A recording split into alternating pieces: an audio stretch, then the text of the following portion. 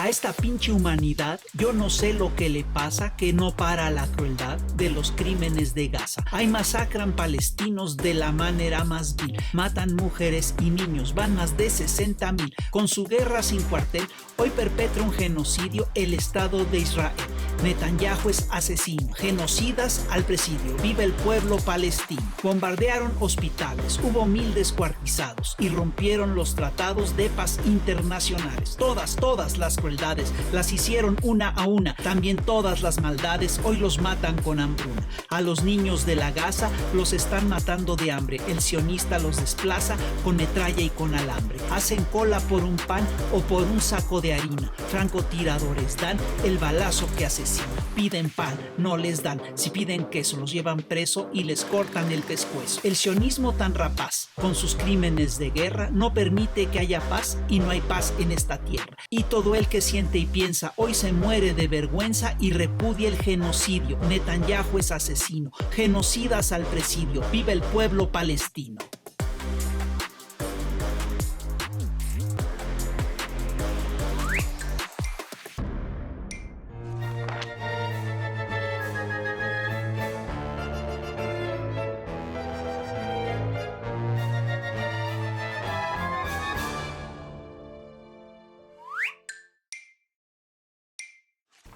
Oigan, ¿y ahora de qué vamos a hablar? Pues no podemos dejar de hablar de Gaza y de Palestina. ¿Cierto? Tiene razón. ¿Y con quién vamos a hablar? Pues ni más ni menos que con Pietro Ameglio, que es profesor de la UNAM, experto en cultura de paz, en derechos humanos, y además ya está. ¿Ya llegó? ¿Ya llegó? Sí. ¿Ya llegó? Es Pietro Ameglio. Hola, bienvenido. Gusto. Gracias. Pietro, Qué bueno. Bienvenidísimo, maestro. Pásale, por favor. Aquí. A ver, por favor. Pásale, por favor. Véngale. Una calificación. Mira toda la vueltecita a la mesa. Sí, aquí está. Pues bienvenido al Averno, Pietro Ameglio. Nos gustaría recibirte en una situación mucho más optimista, para hablar de algo mucho más amable, pero lamentablemente estamos ante una situación ya de emergencia humanitaria. efectivamente. El tema, una de las cosas que llaman la atención es, ¿cómo puede pasar esto? ¿Cómo es posible que estemos presenciando un genocidio en tiempo real y no lo podamos detener? ¿Está la humanidad condenada a perpetrar este tipo de acciones? ¿Qué tan común es el genocidio a lo largo de nuestra historia humana? Muy buena. Tenemos la misma pregunta cada noche, nos miramos y decimos cómo no lo han parado todavía, pero creo desde el ángulo de la resistencia civil, de la acción de construcción de paz, creo que no es tanto que no se pueda detener, es más bien que no se quiere detener. El último informe de Francesca Albanese, ¿no?, la relatora especial de Naciones Unidas para los territorios palestinos, se llama un poco de la economía de la ocupación a la economía del genocidio. Entonces es un tema de un gran negocio. Pero también, yendo más en profundidad con la pregunta, nos lleva un poco a qué tanto el ser humano es violento, exterminador por naturaleza, ¿no?, que es la gran discusión de base de todos los estudios de violencia, de paz, de resistencia civil, hasta donde hay una parte incluso hasta genética, pueden decir algunos, cerebral, dicen otros. Santiago Genovese, este antropólogo hispano-mexicano, el de la Cal y de todo eso, hizo una serie de estudios importantes en los 70s. Junto a científicos de todo el mundo hay una declaración en Sevilla de mitad de los 80s donde se demuestra que el ser humano, desde el ángulo neurológico, genético, premios Nobel, etcétera, no es violento por naturaleza. Entonces, esto nos lleva a explorar ángulos de intereses políticos, económicos, de cultura, de la expropiación, del dominio, todo tipo de deshumanización, ¿no? Más que buscar en las neuronas, en los genes y en los ancestros animales, que eran las preguntas de estos especialistas. Entonces, este es un tema muy importante porque lo que decías de Gaza está televisado las 24 horas del día. Sí. Hay un gran escritor israelí que han nombrado ustedes varias veces en programas con gente parecida, se llama Ilan Pappé, que un poco es una referencia importante, que habla que el genocidio actual nadie puede aducir ignorancia, o sea, es una ignorancia intencional. Y ese es el gran tema que diferencia a Gaza. No sé, hay un genocidio en Darfur, hay un genocidio en la República Centroafricana, se ha hablado de un genocidio hacia los musulmanes en Myanmar, donde estaba esta premio Nobel Aung San Suu Kyi, una mujer muy valiosa que desgraciadamente se vio envuelta en una situación que todavía no está clara de genocidio en Myanmar. Pero lo de Gaza es las 24 horas transmitido en vivo y en directo desde todos los ángulos. Y entonces la pregunta es cómo permitirlo, qué fuerzas políticas, intereses hay atrás. Y yo lo vería todavía más que tiene que ver con una situación casi de la especie humana, la pregunta. Porque el genocidio, este es un tema clave, es la acción más inhumana de la especie. A nosotros se nos va mucho, incluso a veces en las clases, en la UNAM, en espacios de charlas, talleres, se nos olvida que somos parte de una especie, una más entre muchas, ¿no? Todos los especistas nos dirían que la humana no es la única, ni la reina. Pero el genocidio es la acción más inhumana. Entonces, en ese sentido, ver eso las 24 horas en vivo y en directo nos lleva a ver hasta dónde nuestra especie está en un proceso de humanización, de regresión. Y eso es algo que duele y que nos tiene que llevar a enfrentar desde todos los ángulos. Porque uno diría, como nos pasa con mucha gente, ¿no? Oye, eso está lejísimo. No, pues son decenas de miles de kilómetros.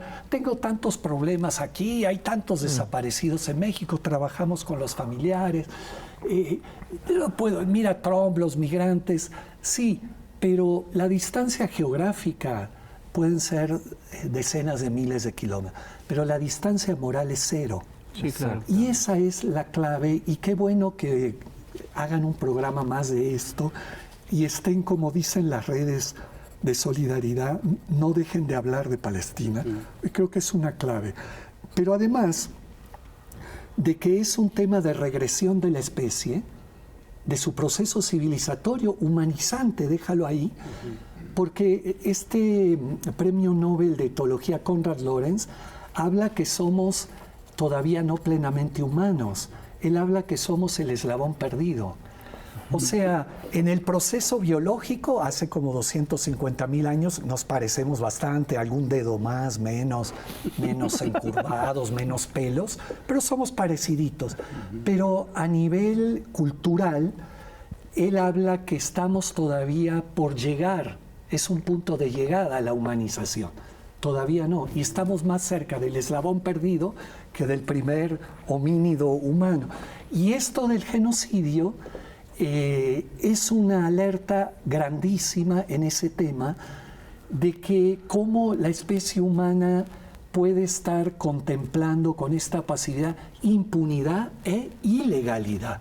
Porque un tema importante es que el genocidio no es la guerra. Lo que hay en Ucrania no es genocidio. Y eso es un tema muy importante de no banalizar, porque se da en condiciones de guerra, pero no toda guerra se prolonga en un genocidio. Si no, no existiría especie humana, nos habríamos extinguido. Entonces, lo de Gaza tiene características y necesidades morales y de conocimiento de todas y todos de meter el cuerpo en una forma muchísimo mayor. Por ejemplo, tuvimos lo de Irán. Y la especie estuvo en peligro de extinción, puede ser porque mucha gente, y yo creo que ustedes mismos, hablaban que si había tercera guerra mundial, no había cuarta. No sé, escuché esa frase por ahí, ¿no? Sí, algo así, por el tema nuclear. Sin embargo, era una extinción material, corporal, como especie. Pero el genocidio de Gaza tiene que ver con una extinción de valores, de principios, de procesos de humanización, de legalidad, de institucionalidad, que están totalmente rebasados. Y por eso yo creo que tiene mucho sentido enfrentar el tema desde otros ángulos también, involucrarnos todas y todos. Como decimos en la no violencia, meter el cuerpo es la clave. Oye, Pietro, pero entonces pareciera que lo que está sucediendo ahora, este genocidio, puede ser la prueba de que no vamos a llegar a esa especie humana, no vamos a ser totalmente humanos. A lo mejor hay un impedimento ahí que es un impedimento moral. Fíjate que se ha escrito me voy mucho. A ir preocupado de este programa. Sí. No me había hecho esa pregunta, pero es buenísima. Porque yo he visto que se ha escrito mucho de cuando el holocausto nazi sobre la sociedad alemana, ¿no? ¿Qué tanta responsabilidad, qué tanta conciencia tenía en su momento de lo que estaba sucediendo? Algunos dicen que sí y que son cómplices, otros dicen que no lo sabían. Entonces pues, hay un debate al respecto. Y yo siempre me preguntaba, ¿cómo es posible que una sociedad como la sociedad alemana, en los años 40, permitió eso? Pero ahora estamos viendo lo que está sucediendo y todo el planeta nos estamos enterando. Y hay protestas en todo el planeta también. Hay muchas gente saliendo, la sociedad sí está reaccionando de manera humana. Pero la gente que tiene el poder, por diversas razones que van desde lo político, económico, todo lo que ya has comentado, que son los que mandan. Y ellos no están permitiendo que realmente esta conciencia logre parar esto. ¿Qué pasa ahí? No es suficiente. Bueno, ese es un tema para todo el programa. Para mí es quizás uno de los dos principales, en el sentido que, si tomo lo final, es así. Estamos pensando en voz alta, no tengo ninguna solución, estoy igual de angustiado que ustedes. Aquí debería haber también otros, conozco un montón de activistas académicos, ha estado Silvana y muchos, valiosísimo, no tengo una verdad. Pero ese tema es muy fuerte en el tema de la resistencia civil y de la construcción de paz. Y es así.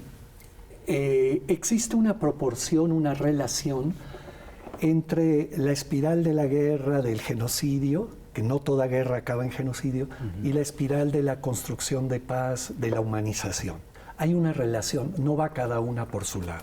Si quiero detener una en un proceso creciente de deshumanización, las acciones de la otra tienen que ser proporcionales.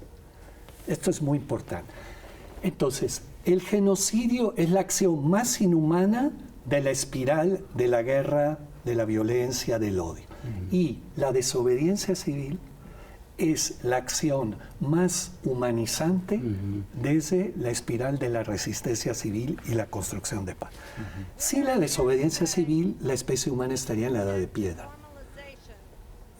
No sé, no lo digo en sentido negativo del Neandertal o de los sapiens, pero en sentido cultural de resolver conflictos tal vez en una forma no tan dialogada, porque gracias a gente que ha dicho ya basta, alto, de aquí para aquí, ya no, gente, movimientos sociales, organizaciones sociales, iglesias, fe, humanistas, todo tipo de gente por milenios, la especie humana se ha ido humanizando.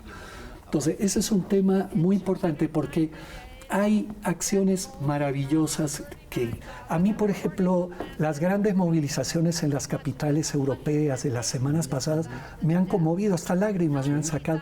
Los soldados israelíes que están renunciando al ejército también me conmueven. Yo fui objetor de conciencia también en Italia.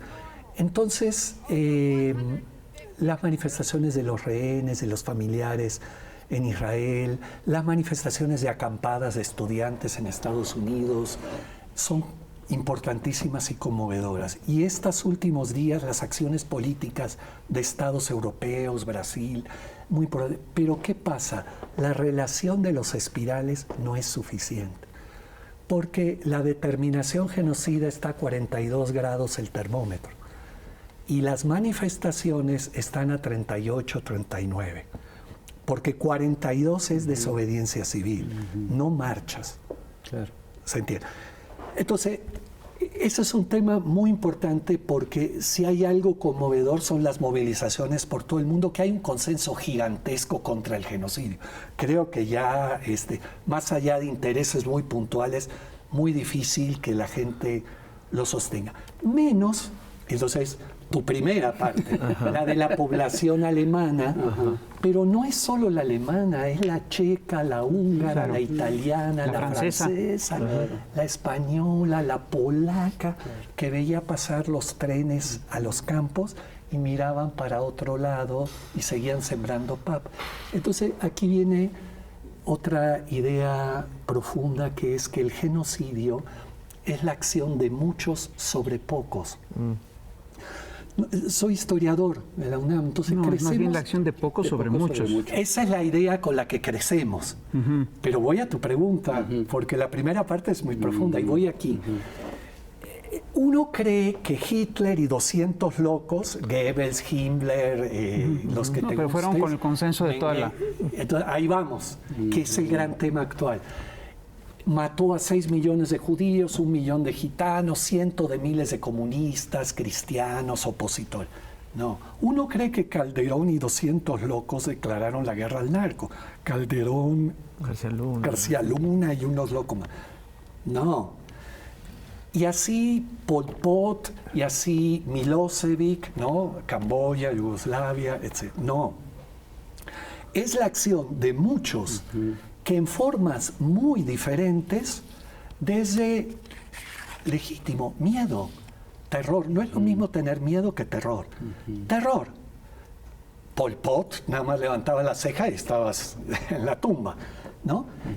Entonces, terror, dice Papé, ignorancia construida, ya no disimulada, porque quizás Camboya, Alemania, no había tele, redes, etcétera. Hoy en día ignorancia es difícil decir. Pero miraban para otro lado, estaban en silencio. Yo tengo que trabajar, tengo muchos problemas. O apoyaban ideológicamente o apretaban algún botón de la cadena. Entonces, para que Hitler, Pol Pot, Calderón y todo eso necesitó de millones y millones de ciudadanos de Europa, de México y de otros lados, que miráramos para otro lado por distintas razones. No es un tema de culpa, es un tema de reflexión histórica. Entonces, esto es muy importante porque uno cree que unos pocos sádicos son los que exterminan. Dices bien, distintas razones, no necesariamente es por complicidad o por apretar botones. Sadismo. No. Puede ser ignorancia voluntaria, ignorancia inocente, que en el caso de Gaza, diría Papé, es mucho más difícil por las redes. Claro. Puede ser por miedo legítimo a perder tu trabajo, a que maten a tu esposa, que violen a tu hija. Hay una cadena gigantesca que construye los procesos de inhumanidad. Entonces, ¿dónde está el tema? Primero, entender que es la acción de muchos en escalas diferentes. Entonces, ahora para mí el gran tema que hemos escrito, hablado mucho desde diciembre del 23, es ¿dónde está la sociedad israelí? Ese es mi gran tema. Sí. Ay, perdón por la interrupción, pero tenemos que ir a un corte de estación, no sin antes ver a la chamuca Cintia Bolio. Ya lo sabe. Y ahorita regresamos. Y ahorita regresamos. Cortito.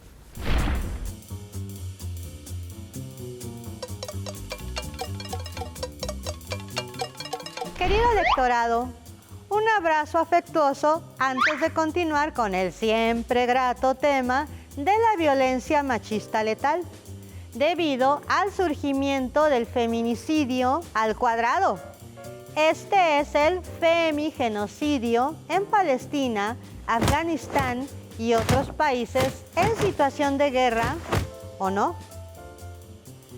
No dejemos de hablar de Palestina, porque la relatora especial sobre violencia contra las mujeres de la ONU, Rem Al-Salem, presentó informe global general del que destaca la situación de las mujeres sitiadas en Gaza y da un paso adelante al definirla como un femigenocidio en marcha.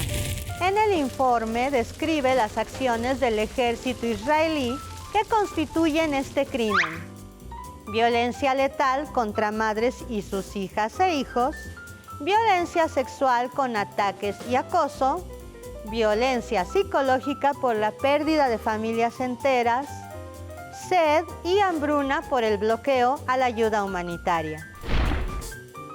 La violencia reproductiva se usa como arma de guerra, pues tiene el objetivo de destruir toda posibilidad de reproducción de las mujeres en Gaza, al ser ellas la promesa de la continuidad del pueblo palestino, a decir de la relatora especial. La destrucción de los hospitales e instalaciones de salud ha dejado a 150,000 mujeres embarazadas y o lactantes sin acceso al cuidado médico durante el embarazo y el parto. Los abortos espontáneos han aumentado un 300%. En Gaza no existe la menstruación digna tampoco. Las acciones del régimen israelí entran clarito en la categoría de genocidio, según el Estatuto de Roma, y el sufrimiento impuesto a las palestinas por su sexo y condición reproductora amerita la nueva definición. Mujeres y niñas son casi el 70% de las víctimas hasta el mes de junio. Más de 1 millón de ellas en desplazamiento forzoso constante, lo que las hace aún más vulnerables. El informe de la ONU define el femigenocidio en razón de sexo y recomienda acción legal, bloqueo al flujo de armamento, acceso a la justicia con reparación del daño y no repetición. Desde acá, nuestra solidaria atención y la exigencia de sanciones a Israel sin dejar impune a Netanyahu y congresistas que lo apoyan en este crimen de lesa humanidad, querido electorado. Queremos a Palestina y sus mujeres vivas, libres y felices también. Chaito.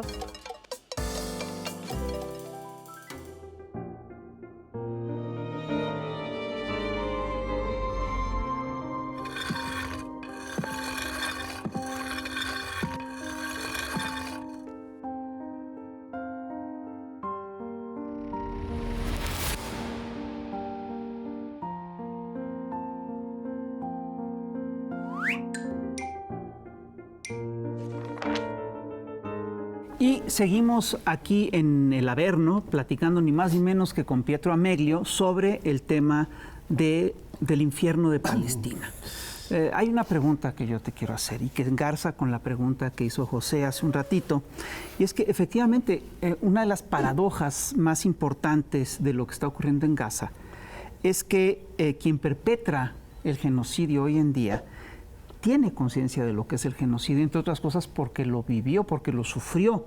La pregunta de fondo es, ¿qué ocurre hoy en día con la sociedad israelita? ¿Qué ocurre con la humanidad que es capaz de estar sensibilizada con un genocidio y que al mismo tiempo es capaz de perpetrarla? ¿Qué está pasando ahí? Muy bueno. Regreso un segundo a tu primera pregunta, sí, porque un pastor luterano de la iglesia en Belén tiene una frase desde el inicio, Munster, el pastor que estuvo dando vuelta en redes, seguro algo habrán visto, profunda, que dice: Gaza es la brújula moral de la humanidad. Así es. Yo pienso que unido a eso podemos decir que es la frontera moral de la humanidad.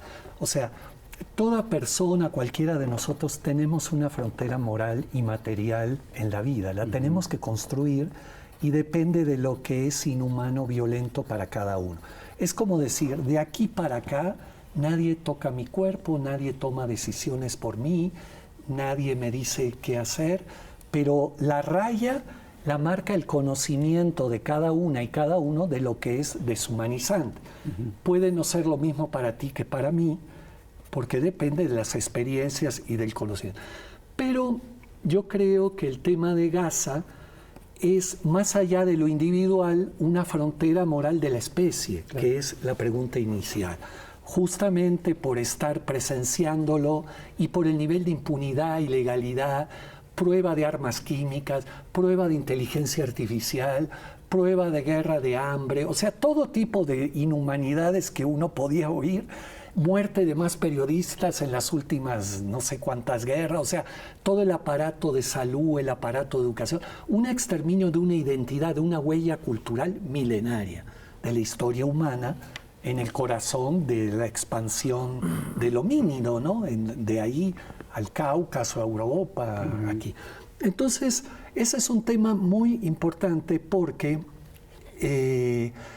nos obliga a meter el cuerpo más directamente, porque no podemos permitir que se corra más la frontera moral o la brújula moral, porque eso afecta nuestro quehacer de cada día, porque la distancia moral es cero. Por eso ustedes hacen este programa y no dejamos tratar de hablar de Palestina. Entonces, cuando tomamos conciencia de ese tema, tenemos que plantearnos de no desanimarnos y buscar entender raíces de la cuestión y dónde poder meter el diente en algo humilde, pequeño, pero real. Y entonces, en ese sentido, una pregunta que enseña la historia de la resistencia civil o algo es este tema de la proporción entre la desobediencia civil y las acciones de más violencia, en este caso del genocidio. Entonces, uno dice, para que Trump, Netanyahu, Biden antes, dejemos europeos también, pero tomemos ellos, y sus aparatos de poder alrededor, Marco Rubio y todo lo que rodea a Netanyahu, que como dicen muchos es peor que Netanyahu, ministro de Defensa, de cosas. ¿Por qué pueden actuar así? Entonces, la historia enseña que realmente, aparte de la parte política, que es importante y que estamos viendo un despertar político justo en esta semana, Francia, Inglaterra, Brasil, el Vaticano ayer, quitando y pidiendo el Estado palestino para allá. Esa es una forma de que la humanidad, 1 año y 9 meses, nos costó bastante. Después del inicio del genocidio, estamos diciendo la frontera moral no puede pasar de este chamuco para allá, porque ya entonces no nos podemos ni mirar al espejo. ¿No? Eso es importante y es de estos días. Pero el tema histórico es que Netanyahu, Trump, etc., no podrían hacer lo que hacen si no hubieran aterrorizado, ideologizado, mesianizado con el tema del pueblo elegido, castigado en forma de chivos expiatorios, castigos de todo tipo, a sus poblaciones, silenciado entre comillas. O sea, la gran pregunta, personalmente, desde el inicio, es la pregunta, he tratado de hablar de gente del lugar, de leer mucho sobre la historia de la formación de Israel, creo que todo, para entender, no para culpar. ¿Por qué la población israelí general, fíjate, no estoy hablando de los objetores de conciencia del servicio militar, de las ONGs de derechos humanos, de los familiares de rehenes, de la gente de izquierda como cualquiera, estos están todos en la calle desde hace meses, todo el tiempo, pero son algún ciento de mil, no alcanza, y ya históricamente lo estamos viendo. El tema es que tiene que ver, y este es el gran tema, millones de israelíes en la calle, en desobediencia civil, diciéndole a Netanyahu, vete a la cárcel, vete a tu casa o cesa el fuego y deja entrar la ayuda humanitaria. Y la segunda gran variable, desobediencia civil quiere decir tomar el Congreso, tomar la casa de Netanyahu, tomar sus oficinas, bloquear carretera, lo que hacen los de izquierda, los grupos, por un rato, lo más que pueden. Pero aquí la clave es una población de millones de israelíes, de la clase media, popular, de esa población que está hipnotizada con un esquema de autodefensa, de estigmatización, barbarización de los países, totalmente falso, infantil. Entonces, la segunda variable no es solo bloquear el Congreso. Incluso yo diría, ¿cómo no están tomadas todas las embajadas de Israel en el mundo? Claro. No entiendo. de todos los países deberían estar ocupadas, no violenta y pacíficamente, porque la embajada es un brazo político del gobierno sionista y no pueden trabajar para el genocidio, porque ¿para qué otra cosa trabajan si no es para el genocidio? Okay. Y la segunda variable de la población israelí es esta: quedarse ahí hasta que se retire el ejército, paren las bombas y entre la ayuda humanitaria. O sea, la clave, como una vez me decía alguien de Gobernación con el Movimiento por la Paz, ustedes hacen una marcha, se quedan 4 horas y después se van todos a su casa y estamos tranquilos. La tienen bien medida. Entonces, el chiste es hacer las acciones de ocupar espacios del poder directo de Netanyahu, de millones de israelíes, y quedarse ahí, acampando, como te guste, hasta que se tomen las políticas de cese al fuego y entrada de la ayuda.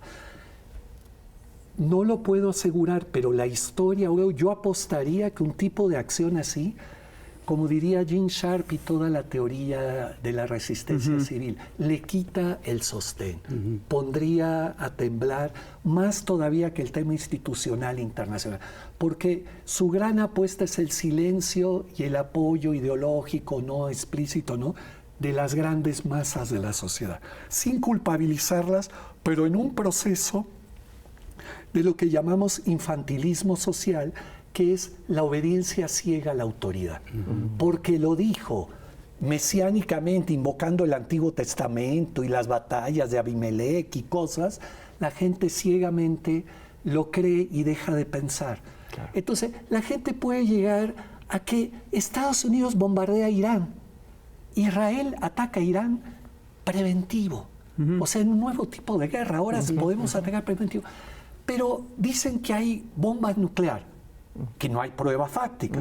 Sin embargo, hay prueba fáctica que Israel la tiene y no deja entrar vigilancia. Entonces, hay una dislexia epistémica increíble. Sin embargo, la gente está ciega. Ese es el infantilismo social que permite que se siga ocupando Gaza a pesar de un hambre descomunal. A ver, pero aquí hay un tema que es importante. Yo no estoy de acuerdo contigo cuando dices que es el ejercicio de la violencia de la mayoría sobre la minoría. Yo creo que es una minoría la que logra controlar a la mayoría y la logra paralizar, inmovilizar y convertirla, digamos, en infundirles un retraso ético profundo, ¿no? Es decir, y aquí esto nos lleva a anularla, claro. Y eso nos lleva básicamente al hecho de que estamos, es decir, sí hay un genocidio en Gaza hay un genocidio, pero sí hay una guerra narrativa en el mundo. Y eso es lo que estamos viendo. ¿Quién maneja esta guerra narrativa? ¿Quién la controla? ¿Quién controla los medios masivos de comunicación? ¿Quién controla el relato? Porque esto que estamos viendo ahorita sería imposible si los primeros meses de la agresión de Israel sobre Gaza no hubieran estado acompañados por el relato de octubre 7. ¿A poco vamos a dejar libre? Hoy ya nadie se acuerda de octubre 7, ya no lo apenas... Tú estás defendiendo a Hamas. No, de ninguna manera. Lo están manejando como... No estás condenando el terrorismo. No estoy condenando el terrorismo. Bueno, sí, pero el de Israel por lo pronto, ¿no? Bueno, el caso es que esto es también lo que está en juego. Y yo sí insisto en que sí sigue siendo un ejercicio de la minoría sobre la mayoría. Pero falta, me parece, a discutir, la mitad de la naranja, que es que la minoría que controla la mayoría a través de un poder mediático, económico y político fuerte, actúa porque esa minoría gigantesca, silenciosa, apática, con ignorancia o por interés, no vigila a la mayoría. A la minoría. Esa mayoría no vigila. Una mayoría indiferente. Ese es el tema histórico. Y hay ejemplos de que cuando esa mayoría estática, no sé qué, fue un parte de la historia mexicana del PRIAN de 40 años, que avanzaron en una forma descomunal hasta que las mayorías empezaron a tomar conciencia política y tomaron el poder. Claro. Entonces, ese es el gran tema de los genocidios, que el soporte no es solo un grupo de sádicos, narcisistas, malignos, violentos. ¿Qué puede haber más sádico? Pero están, Sí. Hay sádicos y lo son. narcisistas malignos. Por eso no nos vamos a pelear. ¿Qué foto puede haber más clara que hacer una cárcel rodeada de tiburones, de cocodrilos? Que me hace recordar a la cárcel del apartheid de Mandela, rodeada de tiburones. Estuvo en una cárcel igual rodeada de tiburones, esta de cocodrilo. Entonces, es el nivel de deshumanización a su extremo. Pero incluso una cosa interesantísima, me sorprendió mucho el discurso cuando lo anunció, lo inauguró, por ejemplo, en este caso de Trump, la felicidad que le daba y diciéndole, y si quieren tienen un 1% de escapar, o sea, un nivel... Corran en zigzag. Tienen o sea, 1% de posibilidad de ahí ves sobrevivir. el grupo minoritario en el sadismo poder, el desequilibrio total. Pero, cuidado, porque a magos mínimos del pueblo estadounidense, y creo que espero crezca, Trump cambia. Ha dado virajes, no solo con México, en detalle. Claro, hace falta como Black Lives Matter, muchísimo más, que eso sí fue un levantamiento en serio. O el de Colombia del 21 o 22, no recuerdo, donde ahí sí se movió todo y luego entró Petro al otro año. O sea, hubo un levantamiento social importantísimo, como el Black Lives, o como en Ecuador con el gasolinazo, o en Chile con el boleto del metro. Eso es lo que hace falta en Israel para parar. Pero luego ese tipo de protestas no las puedes mantener todo el tiempo. El Black Lives Matter, claro, es una explosión y se logran cosas, pero no puedes mantener por mucho tiempo esa resistencia hacia este grupo de sádicos, ¿no? Que ellos sí pueden estar todo el tiempo sobre eso. ¿Qué papel tiene, por ejemplo, el olvido en las generaciones? Por ejemplo, en Europa ha vivido guerras a lo largo de su historia y pues hay gente, hay europeos que lo tienen todavía en la memoria. Estados Unidos, a pesar de que ha estado metido en innumerables guerras, pero no en su territorio. Entonces, los ciudadanos norteamericanos no tienen esa conciencia y por supuesto que no les importa. En Medio Oriente, pues no digamos, ahí hay guerra también todo el tiempo. Pero hay nuevas generaciones que ya no recuerdan. Hay generaciones nuevas de europeos que no recuerdan la Segunda Guerra Mundial. Pero ¿qué papel tiene la historia y el olvido en estas sociedades? No, justamente la lucha contra la acción más inhumana de la especie de Gaza es una lucha contra el olvido y por la historia de un pueblo que quiere ser borrado a nivel de narrativa, una forma... El nivel de ignorancia histórica del aparato sionista, del norteamericano, no tiene límites porque es una caricatura de las leyes, de la institucionalidad. Es como eso de bombardear Irán por una bomba o Irak antes que no tienen, y el que bombardea está lleno de bombas y no tiene ninguna vigilancia. Entonces, ese es el infantilismo, la dislexia epistémica que se instala en las mayorías y que las minorías aprovechan. Entonces, yo creo que sí, es difícil mantenerse, pero una vuelta de tuerca de lo de Gaza es que está en juego el proceso también civilizatorio como especie. Repito, lo de Gaza no es igual a lo de Ucrania, que es terrible, y otras realidades, las nuestras mexicanas. O sea, es algo que va más allá porque es, ya claro, borrar de la faz de la tierra entre un resort de la costa azul francesa. Pocas inmoralidades como es el video. El que no quiso romper la tele viendo ese video, le falta algo de humanidad. Porque pocas cosas le falta de, la ese, de ese nivel. O un campo de concentración. Que es lo que le están queriendo. O desplazar a 2 millones de personas a ver a dónde se acomodan. Para un gran negocio capitalista de gas, de recursos naturales, de lo que sea. Pero parece que ya se decidió que no se van a desplazar, los van a matar de hambre. Sí, o, bravo, el último esquema, el más inhumano, que ya está en operación.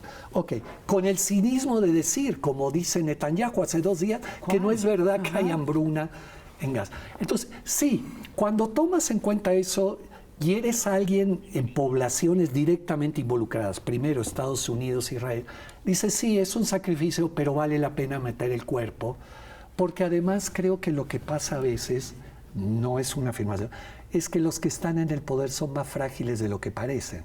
Esa es una de las teorías interesantes del poder. Y ellos tratan de construirse como omnipotentes, sagrados, se dibujan con tronos, copas, se creen papas y premios Nobel de la Paz, pero en realidad sus pies son mucho más de barro. Y México es un muy buen ejemplo, y nuestra presidenta hacia el poder de pies de barro de arriba. Claro. Vaya que lo acabas de demostrar. Sí. Vamos a otro corte de estación, así que no se vaya, regresamos, no nos tardamos.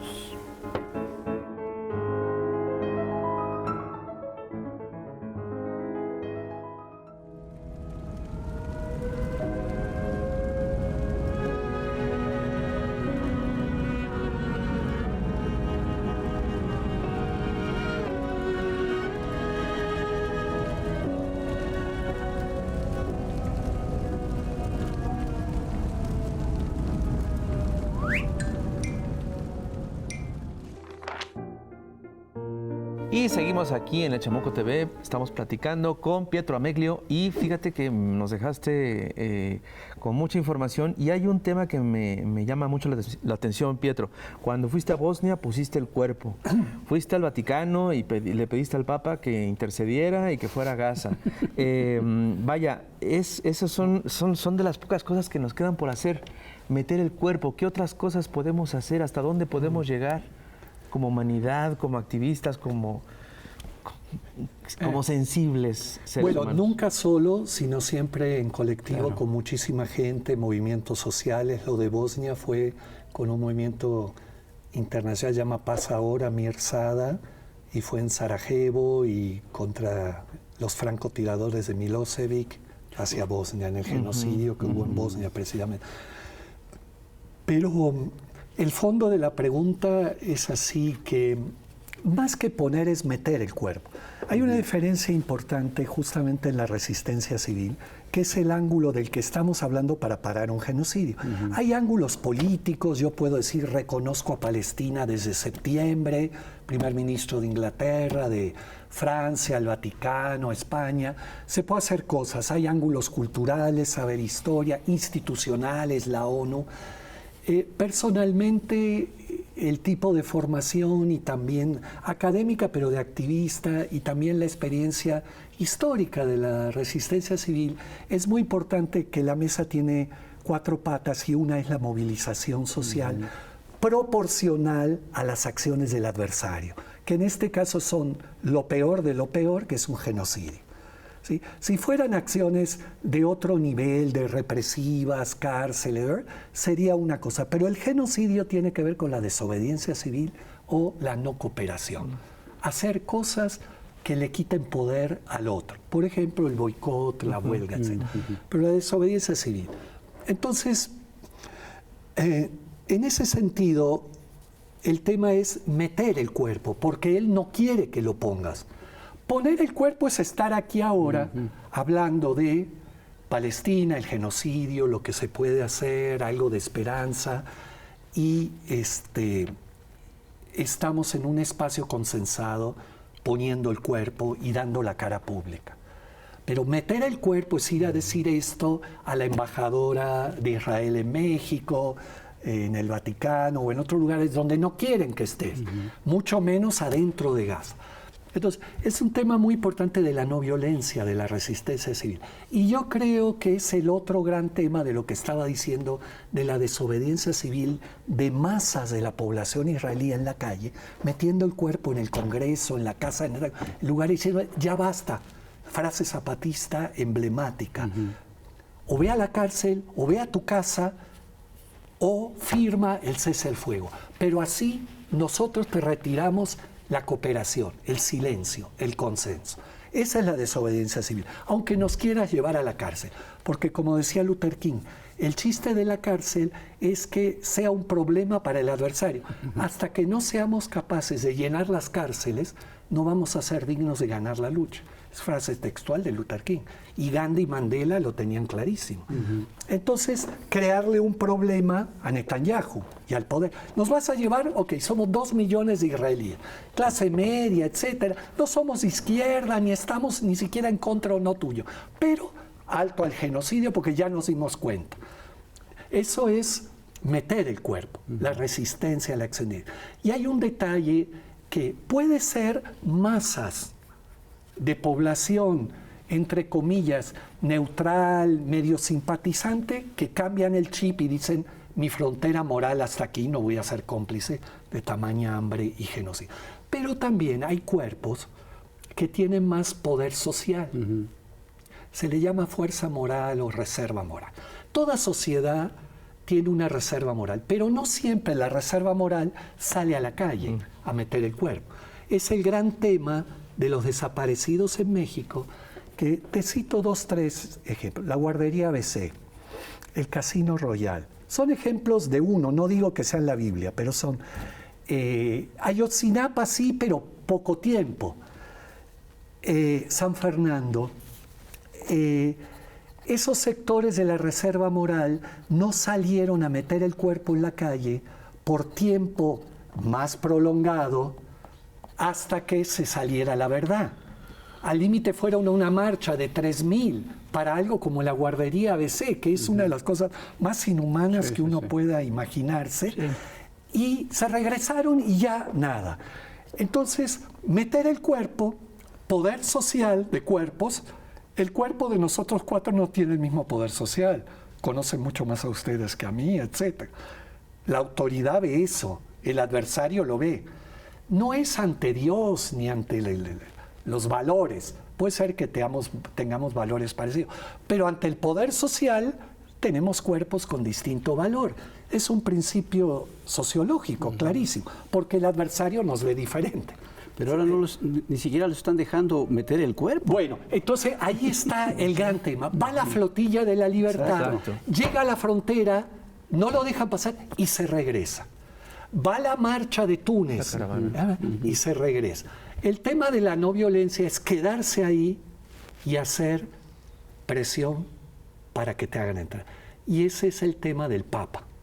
Mi pregunta eran 2. ¿Cómo la sociedad israelí masiva no está en desobediencia civil en la calle para pedir que pare el genocidio desde hace por lo menos 1 año y medio?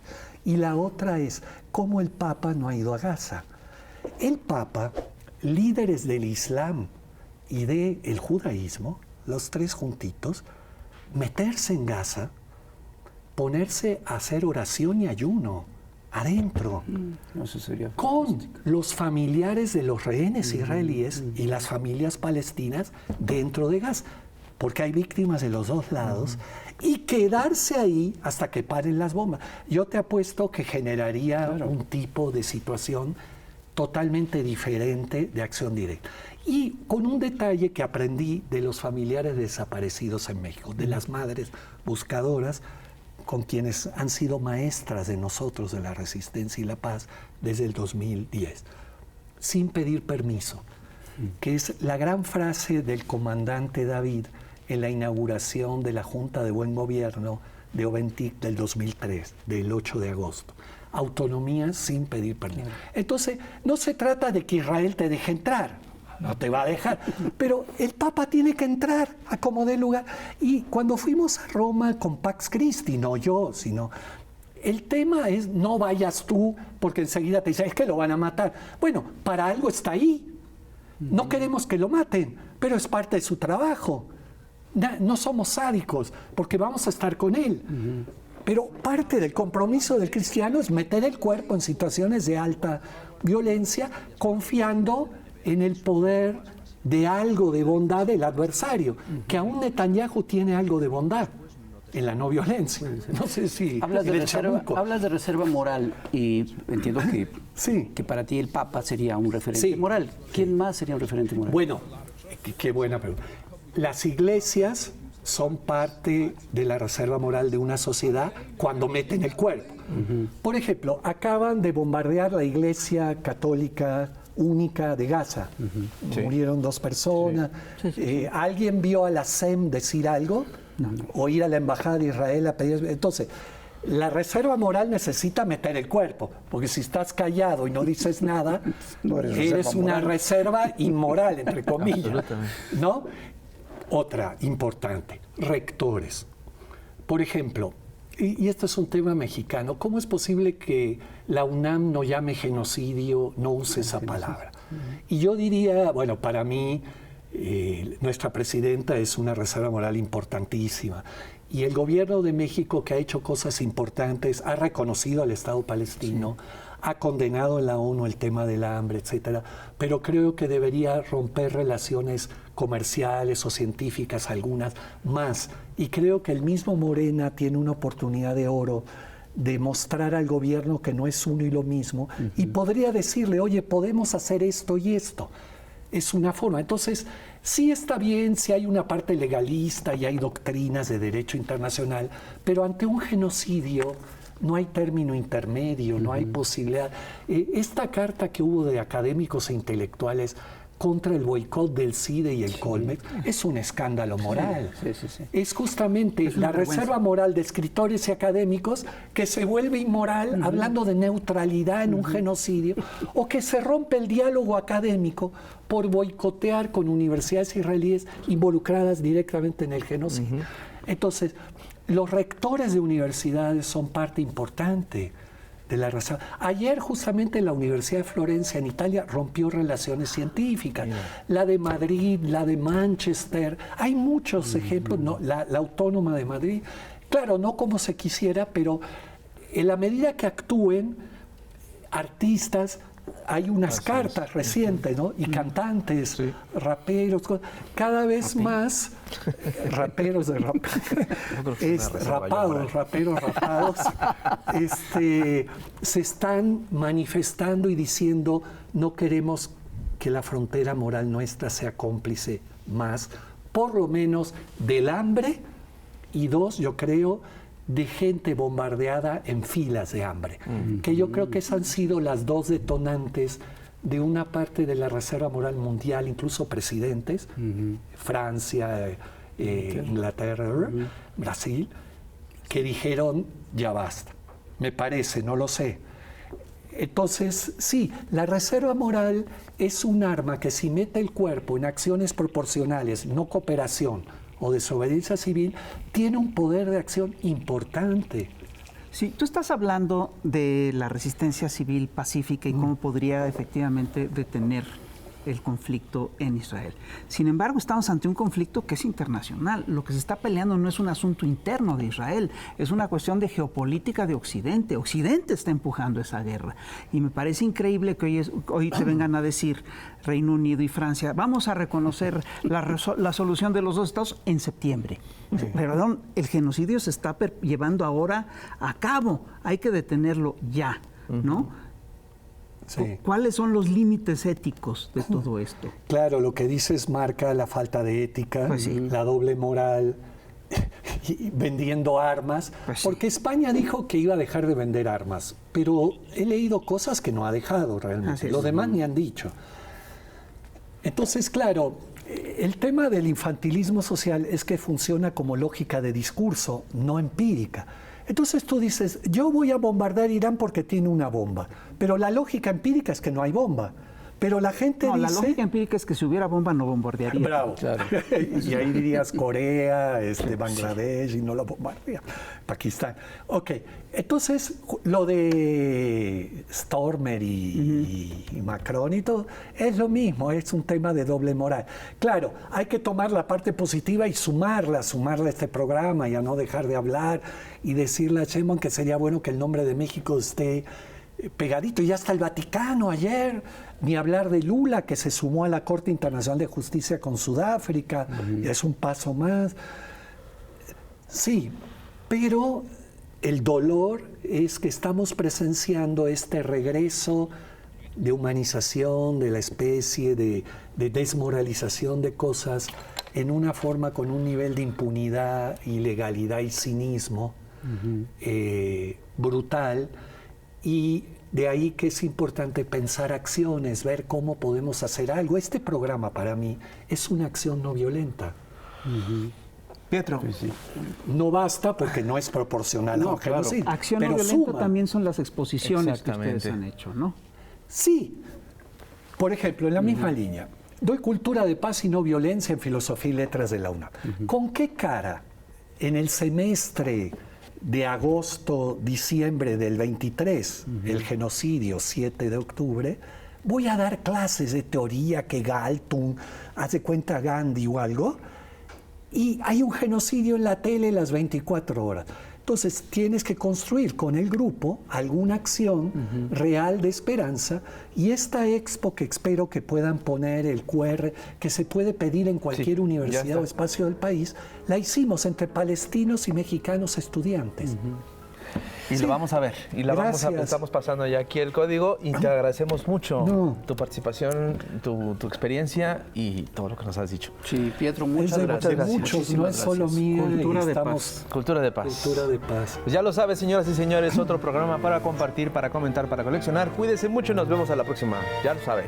Bye. Nos vemos. Cultura Gracias. de paz y la estamos perdiendo. Sí.